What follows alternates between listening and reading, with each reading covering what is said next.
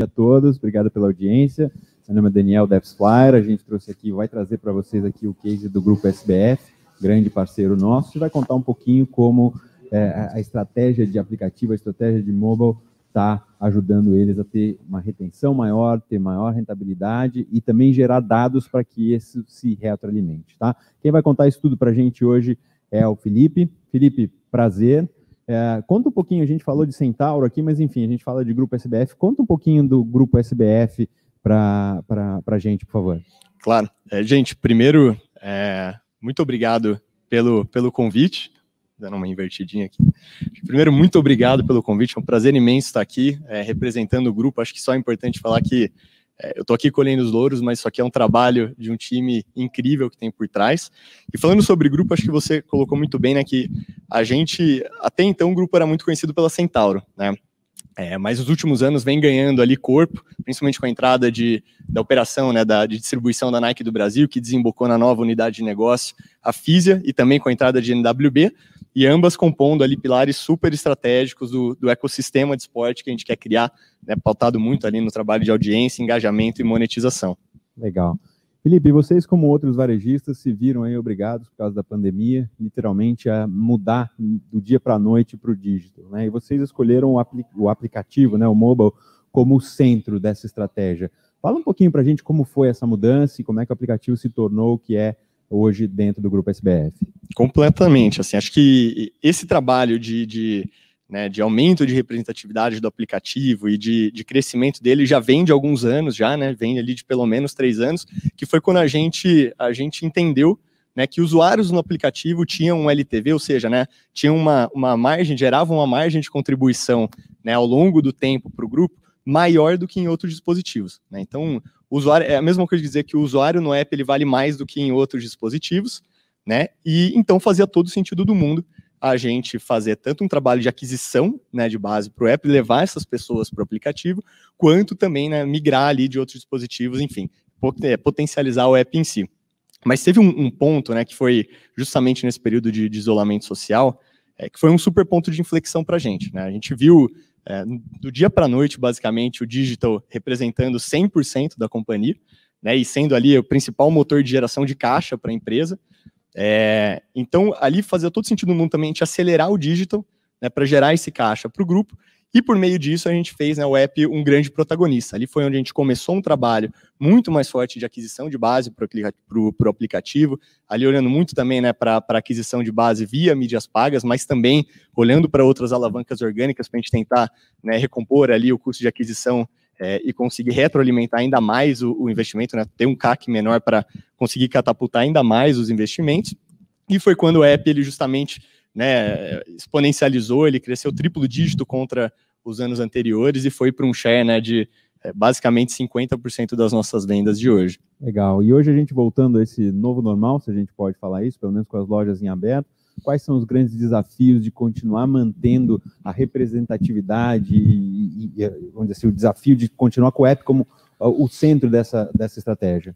Cara, eu acho que essa é uma ótima pergunta, porque a partir do momento que o app ele se torna tão representativo quanto ele é hoje e que a gente fez um trabalho super, né, super profundo, né, para ele chegar nesse ponto, acho que tem 3 grandes desafios que a gente pode falar aqui. Não que sejam todos, mas acho que tem 3 grandes. Acho que o primeiro é como que a gente aumenta essa eficiência e essa rentabilidade da operação, né? E como que a gente faz a manutenção dessa base, que também está ligado com esse primeiro ponto, né? Então é basicamente não deixar com que todo o investimento que a gente fez e toda a aquisição de base vá embora. Então é fazer essa manutenção dessa base, encontrando onde são os principais pontos que estão vazando ali do nosso funil, para a gente conseguir tampar, gerar acionáveis para a gente, né, conseguir fazer essa retenção das pessoas.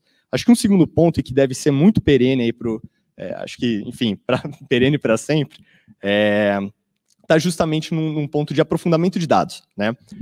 Eu acho que aqui hoje, com a quantidade de informações que a gente tem de profundidade, de sinais, etc., a gente tem um super trabalho de aprofundar isso, e por aprofundar, acho que não é só, né, a gente crê que não é só ter a maior gama de informações possível, mas sim, e principalmente, saber quais dessas informações que são realmente relevantes ali para as tomadas de decisões, né, que possam engrandecer os acionáveis e as discussões, para a gente não cair em discussões de métrica de vaidade, né?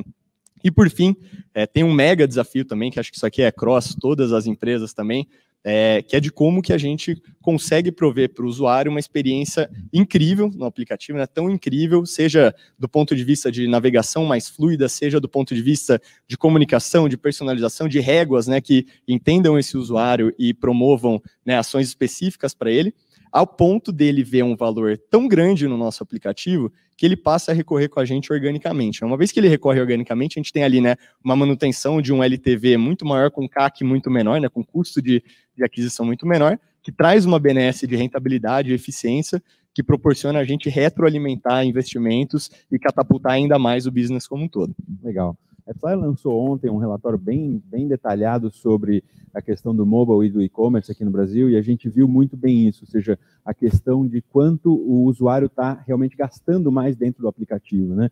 E isso passa muito pelo desafio do engajamento, né? Como que vocês trabalham isso? Você falou bem a questão de não só trazer o usuário, mas ter certeza que o usuário está voltando e está usando. Exato. O que vocês oferecem de experiência para o usuário, de diferencial, para que ele vá para o app, não vá para a loja ou não vá para o site especificamente? Eu acho que, antes de tudo, acho que tem um super diferencial do app que a gente enxerga, que ele é o dispositivo mais próximo que a gente enxerga do usuário, né? Com ele a gente consegue ter um contato direto, né, via push, por exemplo, que a gente está ali na cara do gol, né, com os consumidores, mas também tem um outro ponto super importante, que é o app ele gera lembrança, né? Toda vez que o usuário ele abre o aplicativo, ele abre o celular, perdão, e tem o nosso logo, a nossa marca imprimindo ali para ele, isso vai gerando lembrança e vai posicionando a marca ali no set de consideração do usuário, e considerando que, putz, as pessoas tendem a abrir o celular pelo menos 200 vezes por dia, né, as pesquisas dizem, cara, é uma baita lembrança que vai sendo gerada. Mas, para o usuário ele realmente engajar com a gente, realmente estar com a gente, tem um ponto fundamental que vem antes de tudo isso, que ele precisa ver valor no aplicativo, ele precisa ver valor nessa experiência, né, que é um pouco do que a gente falou no ponto anterior. E para esse usuário enxergar valor, aí sim a gente trabalha diversas mecânicas exclusivas e especiais para o aplicativo, que vão desde políticas diferenciadas de frete grátis, precificação diferenciada, ofertas exclusivas, lançamentos antecipados, enfim. Então, acho que tudo isso compõe, né, esse ponto do valor para que o usuário esteja sempre com a gente e recorra organicamente, enfim, esteja acoplado aqui ao nosso ecossistema. Legal, então é bom ver, interessante falar que não é só a questão de fazer o download, né? Fazer o download é o início da batalha, se a gente puder falar, né? Exato. Realmente fazer com que ele volte a utilizar o seu aplicativo, né? Você tocou num outro ponto, que também é a questão do uso de dados, né? Como que a gente está num momento cada vez mais que a privacidade se torna referência, a gente está vendo também que a gente vai passar para um mundo que vai ter menos dados disponíveis, né? Eu acho que você falou muito bem nessa questão de escolher os dados, mas conta um pouquinho do exemplo de como assim, o Grupo SBF está usando os dados, não só para obter dados do cliente, mas o que você consegue fazer com os dados e como que essa cultura de ser data-driven, de ter realmente dados em tudo que é feito, está ajudando vocês no dia a dia. Claro. Eu acho que dados são um super catalisador do potencial humano. Eu acho que eles são um forte aliado, né, para engrandecer discussões, né, para aprofundar discussões e tomadas de decisões, até porque opiniões sem embasamento em dados são palpites. Né? Então, a gente busca fazer, né, dentro de todas as nossas rotinas, ao máximo, né, pautadas nos dados que a gente tem. Então, isso desde rotinas, né, de acompanhamentos de resultados. Então, a gente tem, né, dentro do time todas as nossas dailies e rotinas, enfim. Então, a gente sempre abre ali todas as mídias e olha junto como é que estão, qual mídia que está performando bem, que está performando mal, que está performando mal, se está vendendo bem, se está vendendo mal. E dentro disso, entender principalmente as causas raiz. Né? Então, se a gente tem uma mídia que está indo bem ou mal, será que aqui é por um aumento ou uma queda de tráfego, um aumento ou uma queda de taxa de conversão, o ticket médio está em linha, o custo pelo tráfego está ok ou não, ele está ferindo aqui a nossa rentabilidade, e tudo isso não simplesmente pelo mérito de acompanhar, né, mas sim, e principalmente, de determinar os caminhos claros e os acionáveis, né, os planos de ações, justamente para a gente não ficar tirando para tudo quanto é lado. Né? Se você tem um problema, mas você não sabe onde que é a causa, você vai fazer um monte de ações, das quais provavelmente 90% você vai estar mirando errado e vai estar acertando 10%. Então, o objetivo é fazer esses 10% virarem os 100%, a gente está sempre traçando os planos de ações, e isso até casa com o ponto anterior, né? Até do engajamento. Acho que aqui, principalmente dentro de mídias, né? Dentro de marketing de performance, que é a área que a gente toca ali na operação, a gente usa muitos dados para entender quais são as mídias, as fontes de aquisição que trazem as audiências dos usuários mais qualificados aqui para a gente.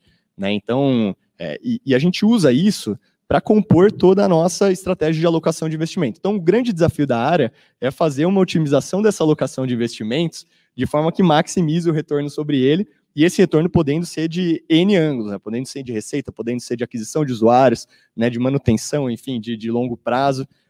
Então, acho que isso é muito importante. E fora essa coisa que é um pouco mais do business as usual ali da coisa, dados são super importantes também para a gente pautar as discussões de testes e validações de hipóteses, né? Porque acho que quando a gente faz, né, o feijão com arroz, né, que é isso que a gente falou agora há pouco, se você fizer sempre as mesmas coisas iguais, você vai acabar tendo os mesmos resultados, né? E acho que essa não é muito a ideia do que a gente está aqui.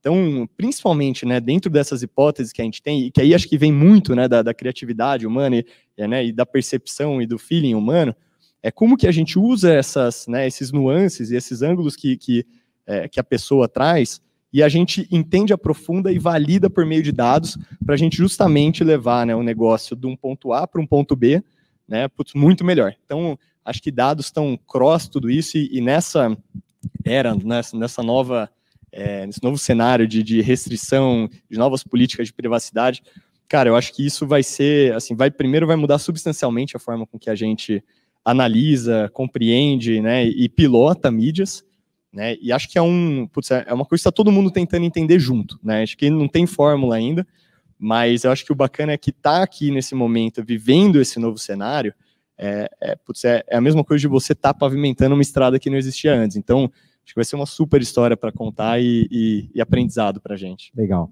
A gente teria muito mais pergunta aqui para te fazer, mas como o nosso tempo é curto, eu queria abrir para ver se tem pergunta vindo da audiência também, para fazer isso aqui um pouco interativo. Quero ver se tem alguém já fazendo perguntas aqui para que o Felipe, ou que a gente possa responder nesse sentido. Olha, eu estou olhando aqui já diretamente o que a gente tem de perguntas, tá? E eu queria já fazer uma pergunta para vocês.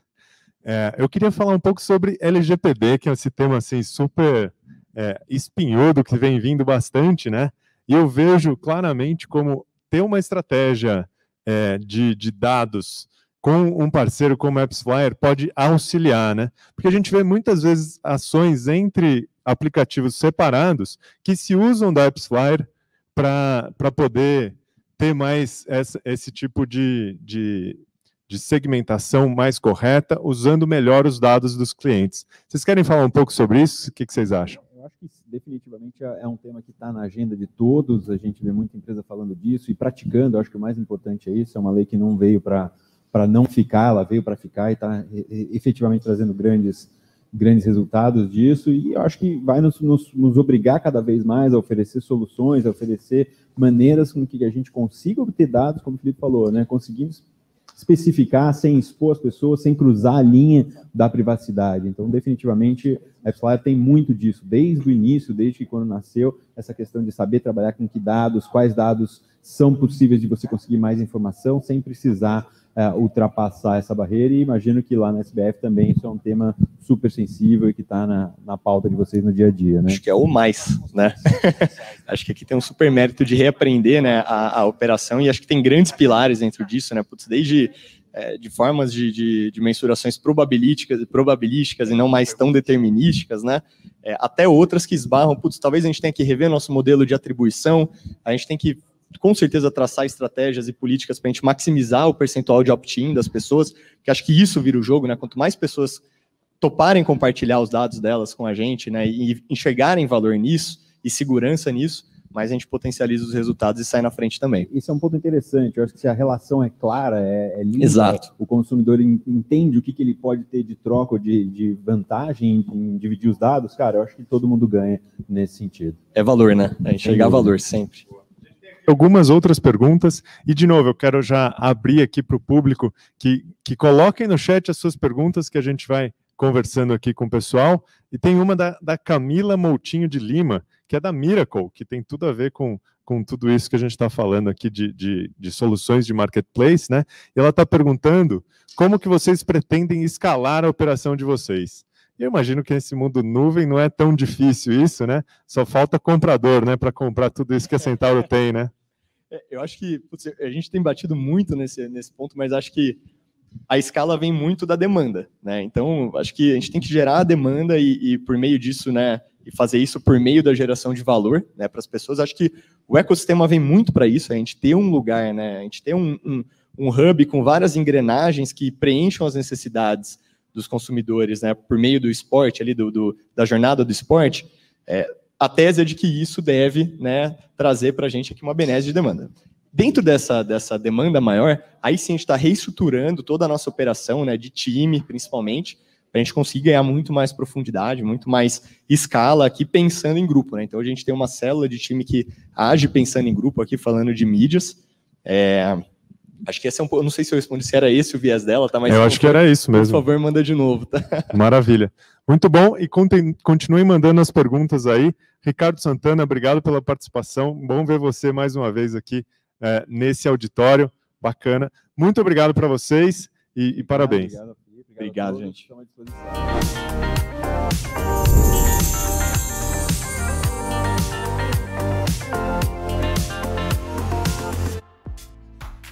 E aí, gostou do vídeo? Então não deixe de curtir e compartilhar. Aqui do lado tem 2 sugestões que você pode gostar. Até a próxima!